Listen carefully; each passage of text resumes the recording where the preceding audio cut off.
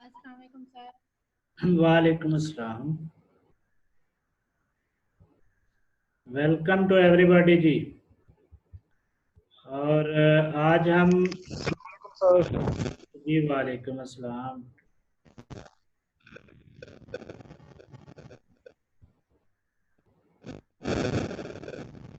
Sir आप कैसे हैं? आपके रोजे कैसे गुजर रहे हैं? रोज़े ठीक गुजर रहे हैं अल्हम्दुलिल्लाह। आप लोग एक चीज़ का ख्याल करें कि एक टाइम फिक्स करें कि आपको मैं 10 मिनट्स तक की इजाज़त दे देता हूँ। आप 10 मिनट्स तक ज्वाइन हो जाया करें, टाइम फिक्स कर लें। इससे थोड़ा सा रेगुलेट कर लें इसे कि 10 मिनट, बस 10 मिनट में सारे लोग आ जाएं, उसके बाद फिर मैं अलाउ नहीं करूँगा। दूसरा ये वेटिंग रूम से आने की इजाज़त नहीं है, आप मना कर दिया उन्होंने। आप स्लेट के ज़रिए सारे लोग ज्वाइन किया करें। स्लेट और जो यूनिवर्सिटी का जूम का आपके पास यूनिवर्सिटी का जीमेल अकाउंट है, उसके ज़रिए आप आए, नहीं तो बाद में अटेंडेंस वगैरह के इश्यूज बन सकते हैं।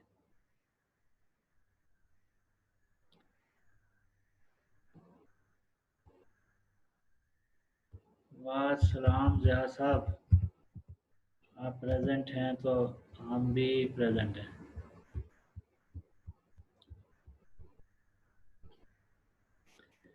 आप लोगों के रुझान आपका ठीक गुजर रहा है, रोजे रख रहे हो सारे, माशाल्लाह।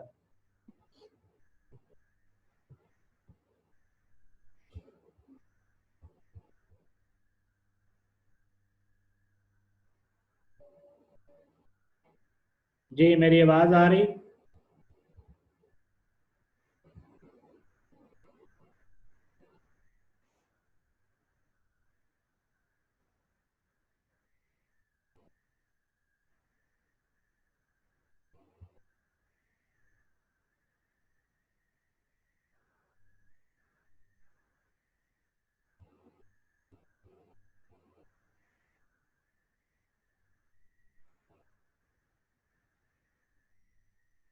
जी डियर पार्टिसिपेंट्स, आप सुन पा रहे हैं?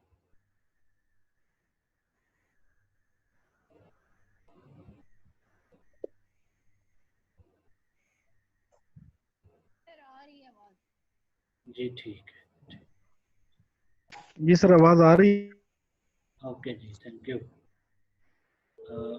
हमने पिछली दफ़ा प्रीवियस वीक में जो चीज़ें पढ़ी थी वो थोड़ा सा हम रिवाइज कर लेते हैं कि number of signals, how many different types of hydrogen in the molecule.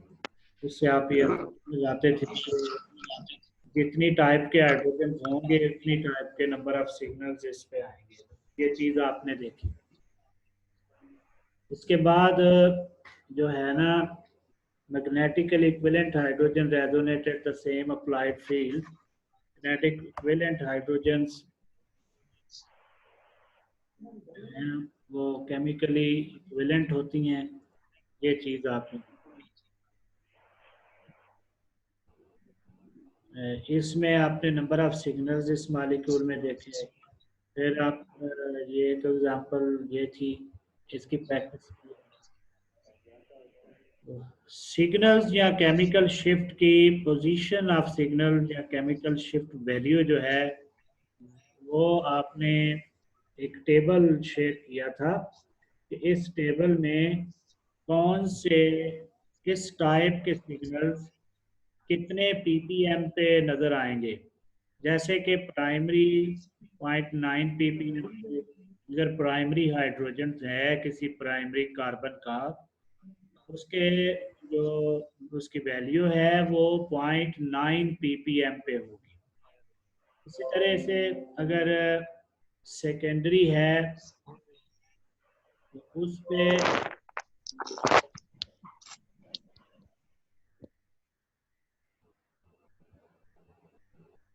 Secondary hydrogen या प्रोटॉन्स के लिए आपको 1.3 ppm पे वैल्यूज मिलेंगी। 1.3 ppm। इसी तरह टर्शरी जो है वो 1.5 ppm पे आपको नजर आएंगे। आप देख रहे हैं कि जो TMS है उसकी वैल्यू आपके पास 0 होती है। TMS की वैल्यू कितनी होती है? TMS जो है वो 0 ppm पे वह आएगा। इस तरह प्राइमरी, सेकेंडरी और टर्शरी हाइड्रोजन, इट मीन के टीएमएस की पोजीशन से थोड़े थोड़े सिग्नल्स वो मूव करते हुए थोड़े, जीरो किस तरफ होता है उसका टीएमएस का स्पेक्ट्रम में, लेफ्ट साइड पे या राइट साइड पे? तो मैं ये कह रहा हूँ कि टीएमएस की वैल्यू जो है वो राइट साइड पे आएगी, और आप राइट साइड से जैसे प्राइमरी के केस में, सेकेंडरी और टर्शरी के केस में थोड़ा सा आप राइट से लेफ्ट की तरफ मूव करते चले जाएंगे। अगर आपने प्राइमरी हाइड्रोजन्स के सिग्नल्स ढूंढने हैं तो वो आपको मिलेंगे टीएमएस के करीब। सेकेंडरी हाइड्रोजन्स के सिग्नल्स आपको थोड़े से टीएमएस से दूर मिलेंगे। इसी तरह टर्शरी के सिग्नल्स आपको थोड़े से और दूर मिलेंगे। तो एरोमेटिक जो हाइड्रोजन्स हैं उसकी रेंज जो है वो होगी 6 to 8.5, 6 to 8.5। तो 6 to 8.5 की रेंज में आपको जितने भी एरोमेटिक रिंग्स के ऊपर जितने भी हाइड्रोजन्स हैं वो मिलेंगे। जो है ये आपने प्रैक्टिस करनी है, रिहर्सल करनी है, खुद इसको याद रखना है। ये सीधा सीधा जो वैल्यूज हैं इनको आप लाजमी याद रखें। इसके अलावा बहुत सी वैल्यूज होती हैं तो और भी उसको आप टेबल के जरिए भी कर सकते हैं, लेकिन ये चंद इम्पोर्टेंट वैल्यूज जो हैं इनको आप तौर पे याद रखें।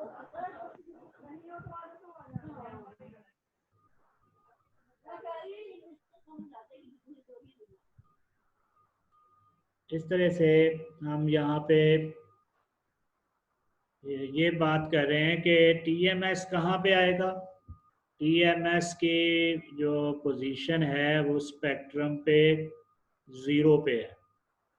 उससे आप थोड़ा सा आगे आते गए और जो प्राइमरी की पोजीशन है, प्राइमरी प्रोटॉन्स की, प्राइमरी हाइड्रोजन्स की, वो उस टीएमएस ने स्पेक्ट्रम के राइट साइड पे होना है। राइट साइड से आप चलते चलते थोड़ा सा आगे आएंगे, 0.9 पे आपको प्राइमरी वाले मिलेंगे, 1.3 पे सेकेंडरी वाले मिलेंगे, 1.5 पे आपको टर्शरी वाले मिलेंगे, और यकदम आप हाफ स्पेक्ट्रम से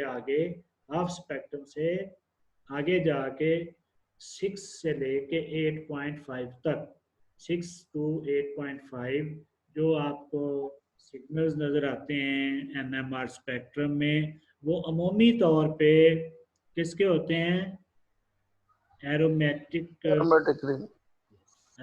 रिंग्स के जो प्रोटॉन्स हैं उनके आपको वैल्यूज मिलेंगी 6 to 8.5।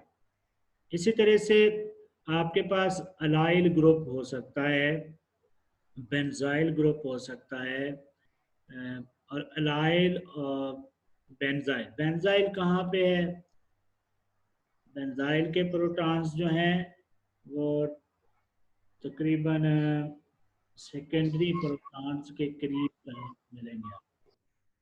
सेकेंडरी टर्शरी जैसे ख़त्म होंगे थोड़ा सा उससे आगे आपको 2.2 से लेके 3 की रेंज में बेंजाइल और इसके अलाइल जो है वो 1.7 पे होता है।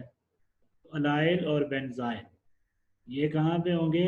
प्राइमरी, सेकेंडरी और टर्शरी के बाद। तो कैसे तरतीब बनी? पहले मैंने आपको बताया कि ये अगर राइट साइड है तो right side of the spectrum पे टीएमएस के सिग्नल आ गए। थोड़ा सा आप लेफ्ट की तरफ मूव कर रहे हैं, वैल्यू 0 से वो 0.9 पे आ गई है। आप वहाँ पे प्राइमरी प्रोटॉन्स को नोट करेंगे।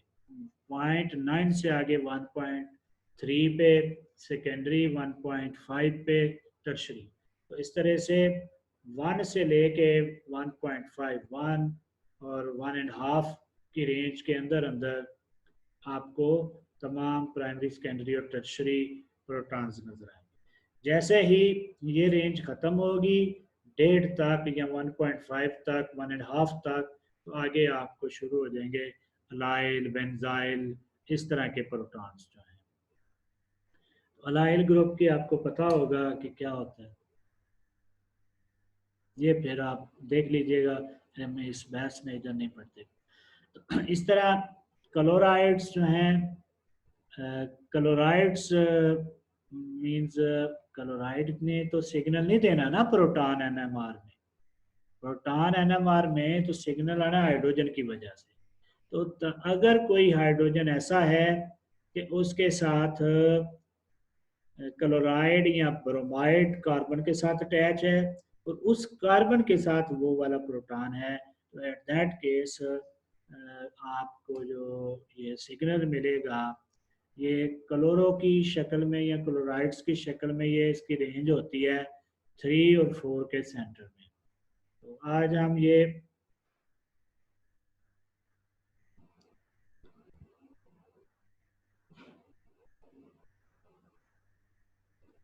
यहाँ पे डिसाइड कर रहे हैं कि कौन से सिग्नल्स किस किस रेंज में आते हैं। किस चीज़ के सिग्नल्स? प्रोटॉन एनएमआर स्पेक्ट्रम के सिग्नल्स।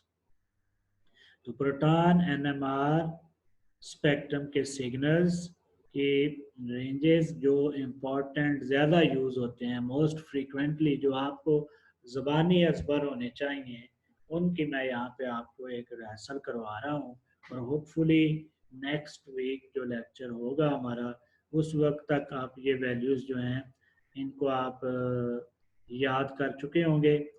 और इससे आपको ये एनएमआर का जो स्पेक्ट्रम है, प्रोटॉन एनएमआर स्पेक्ट्रम, उसको स्टडी करना एक, जहाँ तक मैं समझता हूँ केमिस्ट्री में ये एक बहुत अहम गुर और टेक्निक और टूल है। जिस बंदे को, जिस स्टूडेंट को ये स्पेक्ट्रम स्टडी करना आ जाए एनएमआर का, मैं समझता हूँ कि वो कोई साइंस की दुनिया में कंट्रीब्यूशन करने की, जहाँ बहुत सी और काबिलियत चाहिए, वहाँ पे ये एक बड़ा अहम फैक्टर है कि आपको कम अज़ कम जब आप कोई सैंपल रन करते हैं तो उसका एनालिसिस जो होता है, तो उसमें ऑथेंटिक जो एक एनालिसिस रिपोर्ट है वो एनएमआर स्पेक्ट्रम है।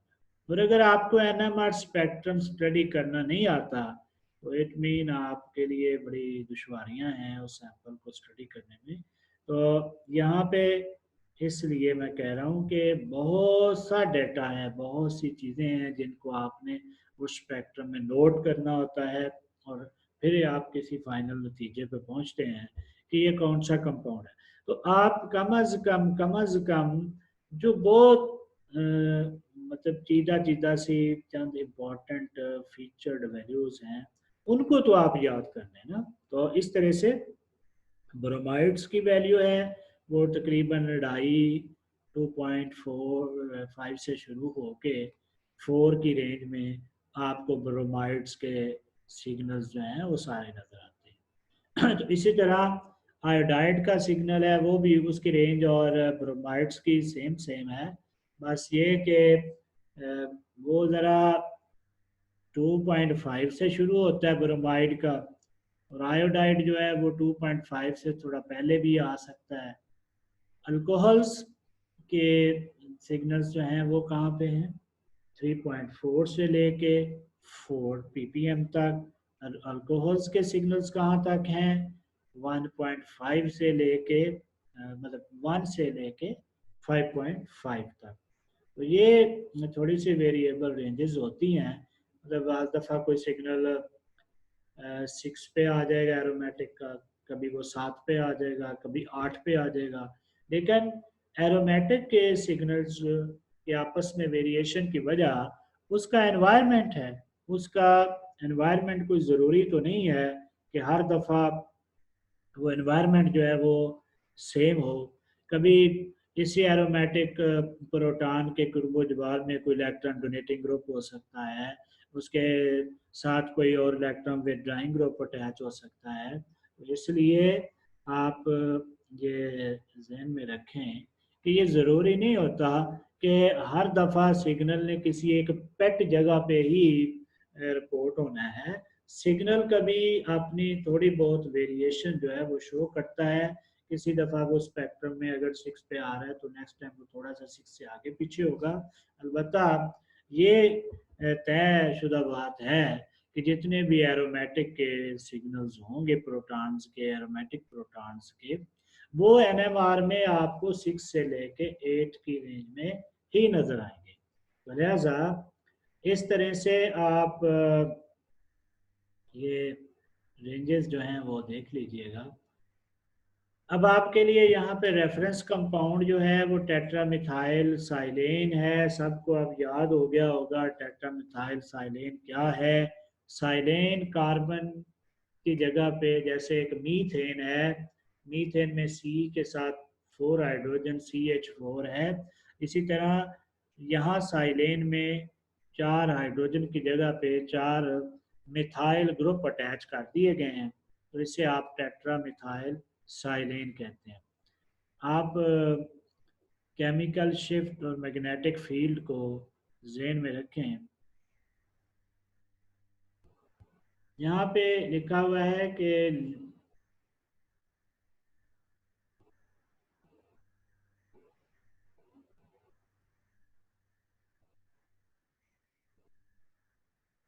conventionally let most upfield signal ए। अब आप जब स्पेक्ट्रम को इंटरप्रेट करें तो स्पेक्ट्रम का ना प्रिंट लेके तो उसके ऊपर थोड़ी बहुत वर्किंग करनी पड़ती है, आपको कोई पेंसिल से कुछ चीज़ें ड्रा करनी पड़ेंगी। तो उसने ये कहा है कि आप जो स्पेक्ट्रम के सिग्नल्स हैं उनमें जो पहला सिग्नल है जो TMS का है वो तो होना ही 0 पे है। दूसरे सिग्नल को आप जो के TMS के करीब हो उसे आप ए के साथ डिनोट करें। फिर आप नेक्स्ट आ जाए थोड़ा सा, उसे आप बी और फिर सी और फिर डी। यानी ये एक ट्रेडिशन और कन्वेंशन है कि आप TMS के सिग्नल को जो कि 0 पे है उससे आगे आके जो भी आपको स्पेक्ट्रम पे सिग्नल नज़र आता है उस सिग्नल में आप किसी को ABCD का नाम देते हैं, लेकिन जो सिग्नल TMS के करीब होगा वो A होगा। थोड़ा सा आगे जाएंगे B, थोड़ा सा और आगे जाएंगे C, थोड़ा सा और आगे जाएंगे तो D। इस तरह से आपको 4-5 जो भी सिग्नल्स होंगे उनके ABC के लिहाज से कन्वेंशनली आप जो नॉमिनेशन करेंगे वो आप वहाँ से TMS से शुरू करेंगे।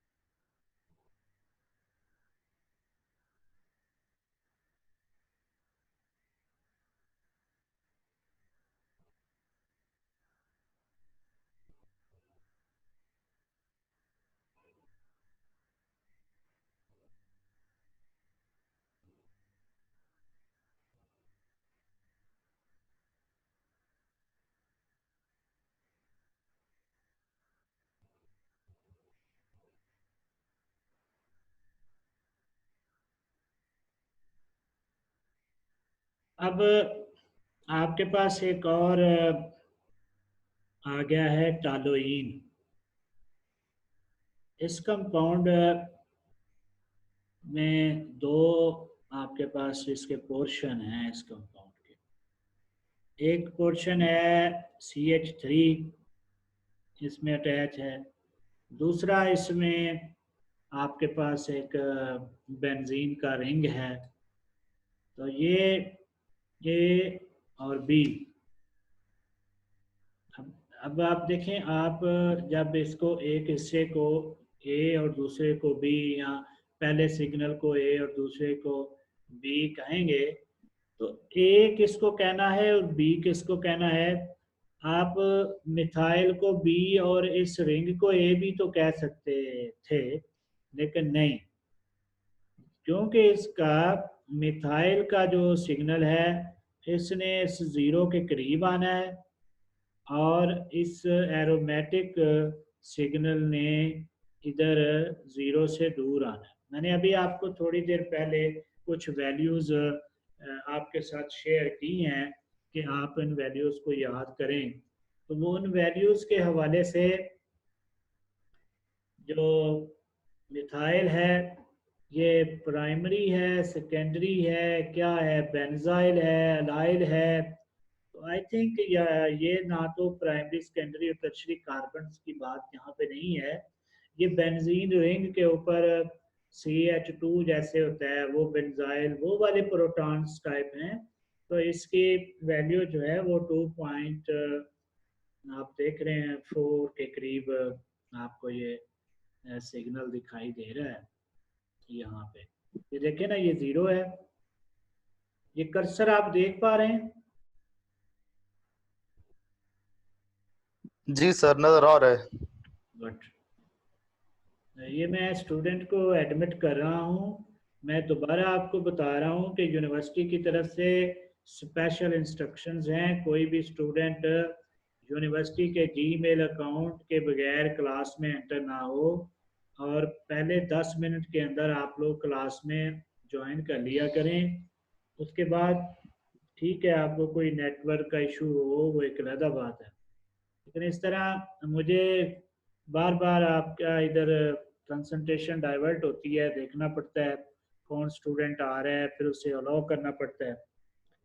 आप प्लीज़ थोड़ा सा पहले 10 मिनट आप बेशक ब्रेक ले लिया करें। आई नो कि आप एक क्लास से दूसरी क्लास पे आ रहे होते हैं, तो वो 10 मिनट आप बेशक ब्रेक करें, लेकिन 10 मिनट के बाद कोई स्टूडेंट कोशिश करें आप प्लीज़। मैं इतनी सख्ती से नहीं आपको कहता, लेकिन आप कोशिश करें कि 10 मिनट से ज़्यादा टाइम ना दें, फिर आप ज्वाइन रहा करें इधर। और कोई इशू हो तो चलें, कोई बात नहीं, नेटवर्क के इश्यूज भी हम एड्रेस करने पड़ते हैं। तो ये आई होप के टालोइन का NMR स्पेक्ट्रम या प्रोटॉन NMR स्पेक्ट्रम, अभी NMR भी दो तरह का है, प्रोटॉन और कार्बन, लेकिन यहाँ पे हम पढ़ रहे हैं प्रोटॉन NMR। तो प्रोटॉन NMR एक सादा कंपाउंड जिसे कि आप टालोइन के नाम से याद करते हैं। टालोइन का फार्मूला तो आता है ना सबको, ये सामने मैंने इस पे ड्रा किया हुआ है स्लाइड के ऊपर, इसको आप देख सकते हैं। ये जो टालोइन का फार्मूला है, इसका स्पेक्ट्रम जो है इसमें दो ही सिग्नल्स होंगे। तो दो सिग्नल इसमें क्यों होंगे, पहले तो सारे लोग इस पे गौर करेंगे। कोई भी जो है आपके पास मॉलिक्यूल, उसमें सिग्नल्स कितने होंगे पहला आप ये फैसला करते हैं। वो कैसे? उसके लिए आप मॉलिक्यूल में ये तलाश करेंगे कि इसमें कितने सेट ऑफ प्रोटॉन्स मौजूद हैं। तो पहला सेट एक इसमें यानी ग्रुप कितने हैं प्रोटॉन्स के, तो पहला ग्रुप इसमें बनता है मिथाइल का ग्रुप। पहला ग्रुप कौन सा बनता है?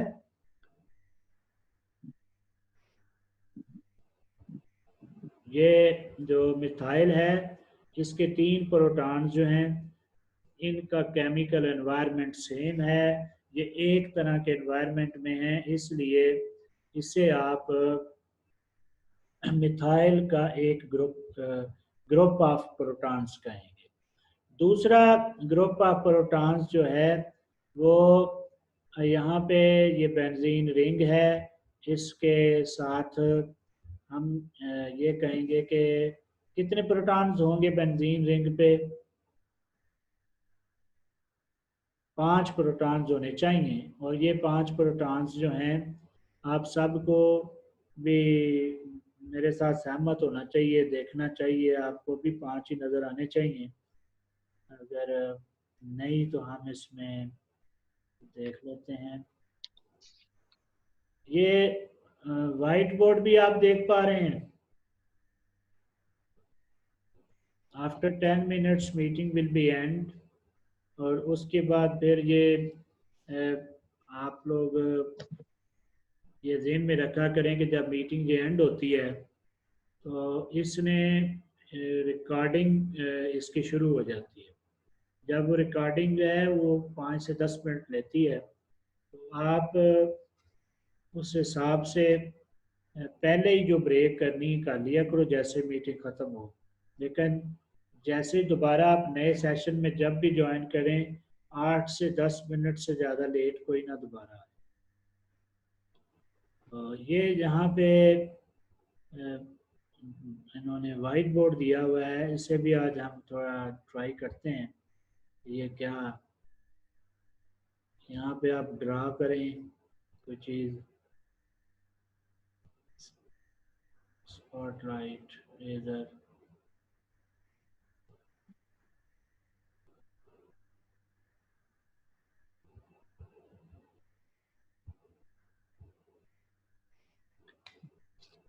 कितने जो हैं प्रोटॉन्स हैं इसके, एरोमेटिक हाइड्रोजन्स कितने हैं?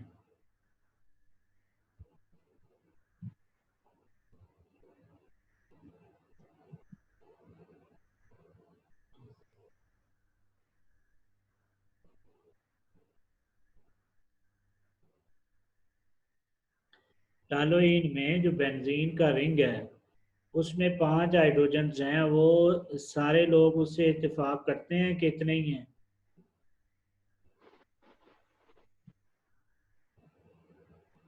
बिल्कुल सर, 5 ही है। ये बाकी लोगों को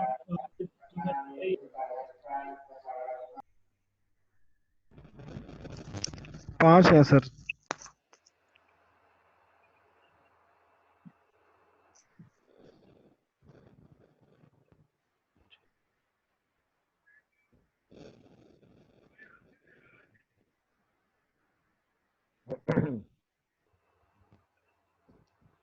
आप लोग थोड़ा सा वक्त जो है वो सेट करें कल, या मतलब इस वीकेंड के अलावा, और हम उस पे एक जूम पे या मतलब इसी तरह जूम पे कर लेते हैं। हम एक मीटिंग करते हैं जिसमें आप ज़रा सारे जो है ना वीडियो के जरिए आप आएँ, आपसे थोड़े बातचीत करें कि आपने कैसे आगे सेमेस्टर को लेके चलना है, असाइनमेंट्स वगैरह अपनी उस पर वर्किंग कैसे करनी है, थोड़ी चीज़ें प्लान करें। फिलहाल हम यहाँ पे बात कर रहे हैं कि जो टालोइन है उसमें कितने सिग्नल्स होते हैं। सब ने लिख दिया है, ओके, नज़र आ गया मुझे आप लोगों के कमेंट्स। तो आप कह रहे हैं कि 5 ही हैं और आप लोगों को इसमें कोई प्रॉब्लम नहीं है, 5 ही नज़र आ रहे हैं।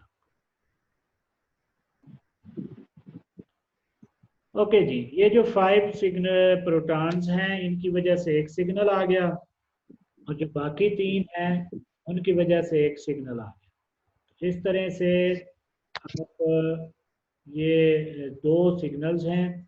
तो चूंकि ये एरोमेटिक है ना, एरोमेटिसिटी का क्या मतलब होता है, बेंजीन के रिंग को आप एरोमेटिक कहते हैं, तो ये एरोमेटिसिटी है ना इन प्रोटॉन्स में। तो ये जो प्रोटॉन्स हैं ये एरोमेटिक प्रोटॉन्स हैं। तो ये एरोमेटिक प्रोटॉन्स जो हैं इसलिए इन का सिग्नल जो है वो क्या रेंज थी एरोमेटिक की, 6 से 7 से आगे ही कुछ बनती थी, ठीक है जी, 6 से लेके 7.4 यहाँ तक। तो इट मीन ये वाला सिग्नल जो है ये यहाँ पे है। अब एक ये इशू है कि अगर ये ए सिग्नल मिथाइल की वजह से है और ये बी सिग्नल एरोमेटिक की वजह से है, तो यहाँ पे तो 3 प्रोटॉन थे और यहाँ पे 5 प्रोटॉन हैं। तो जब ये 5 प्रोटॉन्स के सिग्नल को आप ध्यान से गौर से देखें तो 3 वाले सिग्नल की निस्बत 5 प्रोटॉनों का सिग्नल जो है वो हाइट वाइज आप देख रहे हैं ना, वो स्मॉलर है उससे। हालांकि हमने ये कहा था कि जितने नंबर ऑफ प्रोटॉन्स ज्यादा होंगे उतना सिग्नल का पीक एरिया ज्यादा होगा। क्या कहा था? Peak area. और पीक एरिया को सादा लफ्जों में आम तरीके से आप याद करते हैं या आप देखते हैं तो उसको आप सिग्नल की हाइट कह देते हैं। सिग्नल जितना ऊंचा और लंबा होवे उन आप कहते हैं जी उतने ज्यादा इसके अंदर प्रोटॉन्स हैं, उतने ज्यादा प्रोटॉन्स को ये शो करता है, ये सिग्नल उतने ज्यादा प्रोटॉन्स की नुमाइंदगी करता है जितना उस प्रोटॉन्स की हाइट ज्यादा होगी। तो यहाँ पे बात थोड़ी सी और तरह नहीं नजर आ रही कि मिथाइल वाला सिग्नल की हाइट ज्यादा है हालांकि उसके 3 प्रोटॉन हैं, दूसरे की हाइट कम है हालांकि वो बी सिग्नल उसके 5 प्रोटॉन। इसमें एरोमेटिक नहीं। बात यूं है कि एक जनरल बात है हाइट, एक्चुअल ये है कि उस सिग्नल का पीक एरिया कितना है। पीक एरिया से मुराद यहाँ पे ये ली जाती है कि किसी सिग्नल ने कितना एरिया कवर किया हुआ है।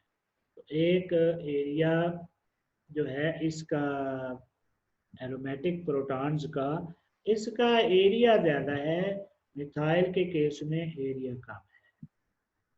क्यों? ये आगे जाके हम सेट करेंगे। जो आप पहले पढ़ के आए हैं multiplicity, doublet, singlet, triplet, quartet, hexet, pentet के सिग्नल स्प्लिट हुआ होता है। सिग्नल क्या होता है? स्प्लिट हुआ होता है। तो ये मिथाइल का सिग्नल के नेबर में चूंकि 5 प्रोटॉन है तो मिथाइल के सिग्नल में मल्टीप्लेटोन है और उसके नेबर में 3 है तो वो क्वार्टेट है। इसलिए ये जो चीज है ये मिथाइल का सर मल्टीप्लेट नहीं होगा। अच्छा चलो ये ठीक हो गया। ये बाकी लोग के वारिस हदीस की बात की तरफ आप आए इसी तरह बताएं आपको लग रहा है कि नहीं?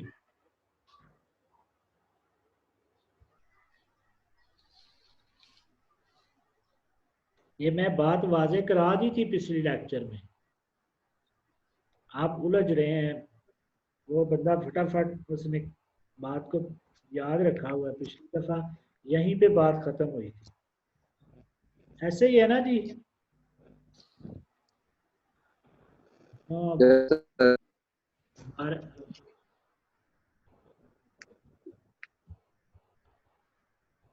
जी ये बात पिछले लेक्चर में क्लियर हो गई थी कि ये मिथाइल जो है इसने मल्टीप्लेट क्यों नहीं होना, हालांकि इसके नेबर में 5 प्रोटॉन है।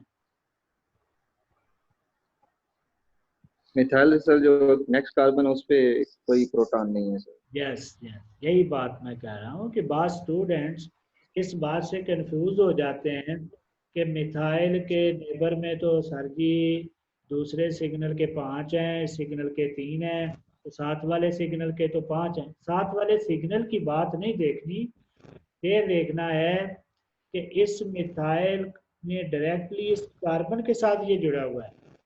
ठीक है जी? तो जिस कार्बन के साथ जुड़ा हुआ है वो वाला कार्बन जो है अपने पेपर के ऊपर ना ये बेंजीन रिंग बनाएं और उसमें सारे हाइड्रोजन अलग-अलग लगाएंगे। जब हाइड्रोजन देखेंगे कि इस कार्बन के पास एक डबल बॉन्ड इस तरफ को आया हुआ होगा, तो डबल बॉन्ड की वजह से दूसरी साइड पे एक सिंगल बॉन्ड होगा, 3 बॉन्ड ये हो जाएंगे, चौथा बॉन्ड इसका मिथाइल के साथ है। तो लिहाजा इस कार्बन के साथ तो एक भी सिंगल हाइड्रोजन है ही नहीं। तो जब है ही नहीं तो फिर इस मिथाइल के नेबर वाली कार्बन के ऊपर तो कोई प्रोटॉन नहीं ना। तो जब कोई प्रोटॉन नहीं है, 0 है, तो हमारा जो n+1 वाला रूल था वो 0+1 होगा। 0+1 = 1। 1 मीन इसके सिग्नल ने जो है वो स्प्लिट नहीं होना। तो इसका सिग्नल जब स्प्लिट नहीं होता तो ये सीधा